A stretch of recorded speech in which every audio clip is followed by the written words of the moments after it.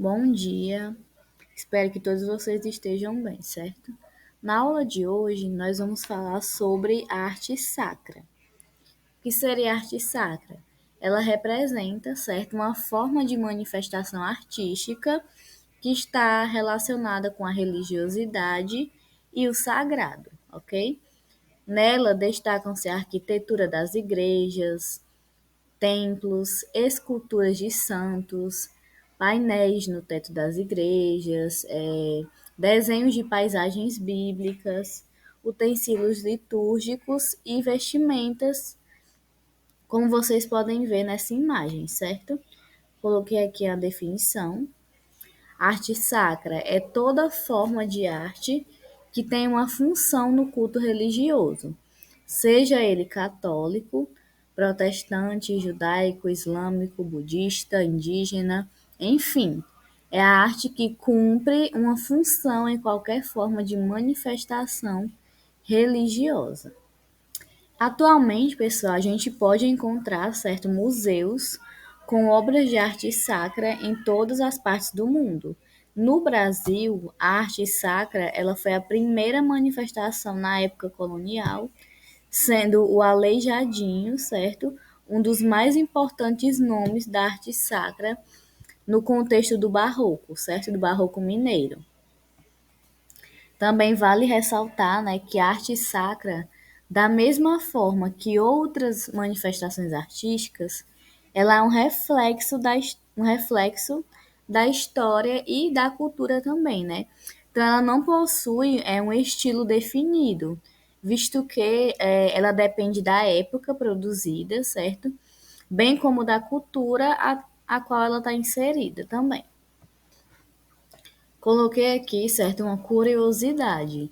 Se existem outras religiões, por que será que quando a gente faz uma pesquisa sobre arte sacra, a maioria das imagens que aparecem, elas fazem referência ao catolicismo? Então, gente, o motivo, certo, é que durante muitos séculos o catolicismo ele foi a religião mais influente, né, do mundo ocidental.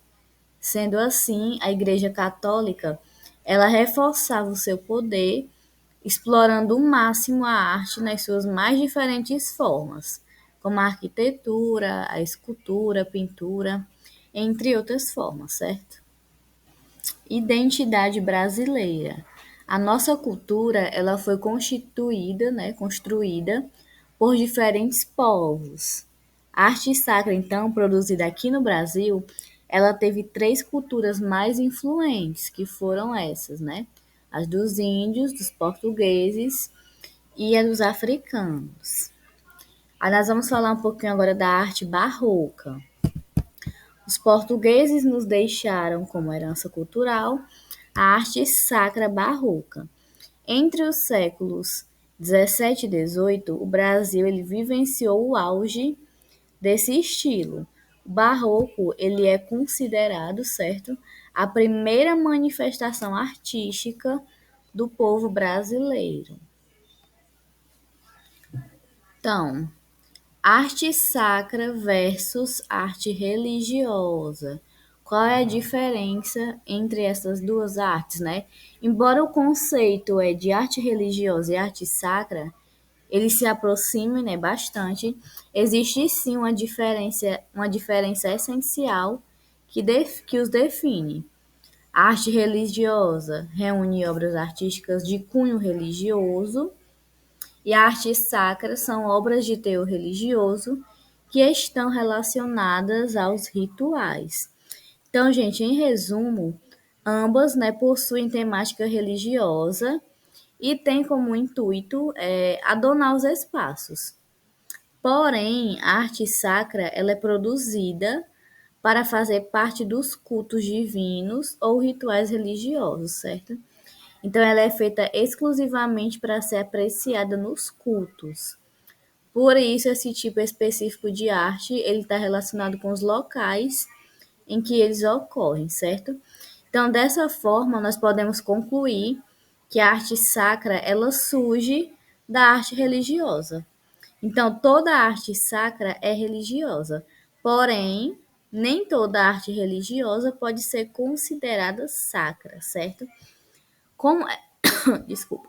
Como exemplo, nós podemos pensar aqui no afresco, certo? A Última Ceia, do pintor renascentista Leonardo da Vinci.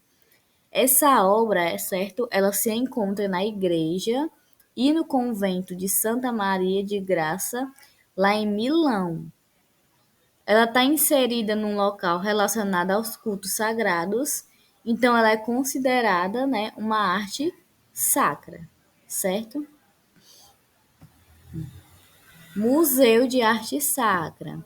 No Brasil, certo, o Museu de Arte Sacra, ele está localizado na cidade de São Paulo e é um dos mais influentes dessa área.